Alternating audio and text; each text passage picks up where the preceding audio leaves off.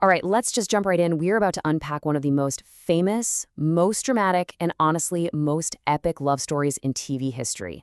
We're talking about the saga of Beau and Hope Brady from Days of Our Lives. And listen, this is way more than just a romance. It's a 4-decade-long roller coaster of passion, danger, and plot twists so absolutely wild you just have to hear them to believe them.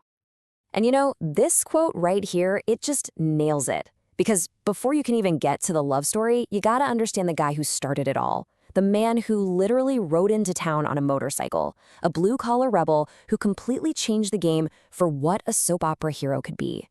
This perfectly sets the scene for a romance that would define a whole generation. Now, you hear that term supercouple thrown around a lot, right? Well, Beau and Hope, they were the real deal. They're one of the textbook examples from the 80s. This was a couple so magnetic, they became a pop culture phenomenon and helped rocket Days of Our Lives straight to the top of the ratings. So where did it all begin? Well, it started with one of the most classic, most effective tricks in the book, the ultimate story of opposites attract. Their whole vibe in the 80s was just pure electric chemistry. It felt dangerous, but it was also something millions of viewers dreamed about. And this really lays it all out, doesn't it? It shows you the conflict and the attraction perfectly. On one side, you've got Beau Brady, the rough-around-the-edges bad boy from a working-class family. And on the other, you have Hope Williams, the sheltered, rich girl, basically Salem royalty. This wasn't just a simple romance. It was a total clash of worlds, and people could not get enough of it. Yeah, their early days were not about quiet little dates. It was all action, all adventure, packed with moments so iconic, they've become legit legends in soap opera history. They basically wrote the playbook for years to come. I mean, just look at this timeline. It reads like an adventure novel, right? But the one we have to talk about, the big one, is 1984. Beau crashing Hope's wedding on his motorcycle and riding off with the bride. That single scene, that one moment, cemented them as absolute legends. It was the ultimate romantic fantasy, and it defined their entire relationship from that point on. But of course, this is a soap opera. A happy ending is never really the final chapter, is it? As they rolled into the 90s and 2000s, Beau and Hope were put through the ringer. And these storylines show you how the genre itself was changing, moving past simple romance and into some seriously high-concept, almost sci-fi territory. So it all kicks off in 1990 with a classic soap opera move, but turned up to 11. This villain, Ernesto Toscano, kidnaps Hope, traps her in a cave, and the whole thing just explodes. Hope is presumed dead, Beau is gutted, the audience is gutted, and for 4 long years, she was just gone. But then she's back. Only she's not Hope. She comes back as Princess Gina, this super sophisticated European art thief with a brand new personality and zero memory of her old life. Can you even imagine Beau's shock, seeing the face of his dead wife, and she has no clue who he is?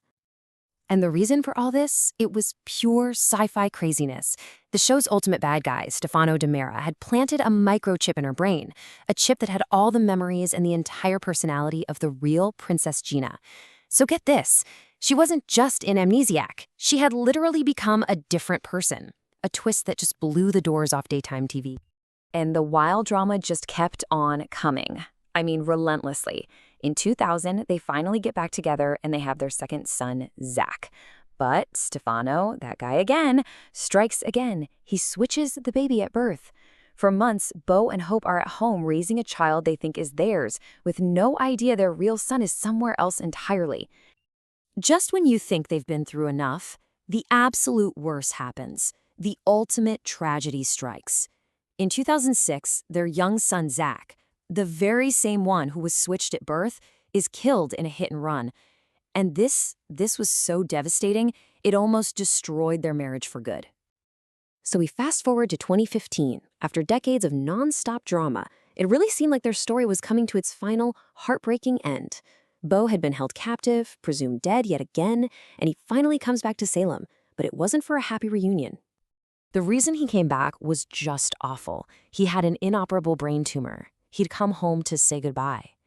After everything they'd survived, the kidnappings, the explosions, the brain chips, this felt like the one thing, the one obstacle they actually couldn't overcome.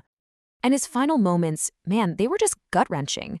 They were in the spot where they had their first kiss, repeating their wedding vows, and Beau just passed away, right there in Hope's arms.